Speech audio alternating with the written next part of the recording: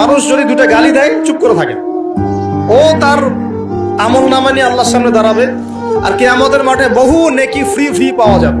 এটা কি জানেন? কিয়ামত অনেক নেকি বিনামূল্যে ফ্রি ফ্রি আসবে আমল নামায়। কেন আসবে বলি হাদিসটা। নবী সাল্লাল্লাহু আলাইহি ওয়াসাল্লাম বলেছেন, তোমরা কি জানো সবচেয়ে বড় মিসকিনকে? দরিদ্র মানুষকে, মিসকিনকে। সাহাবীরা বলছেন, আমরা তো মনে করি যার সম্পদ কম সেই মিসকিন।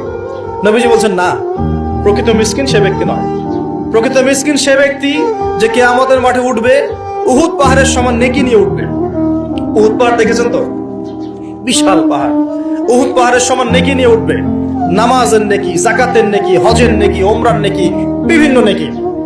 কিন্তু দেখবে সামনে বহু মানুষ দাঁড়িয়ে আছে। কেন দাঁড়িয়ে আছে?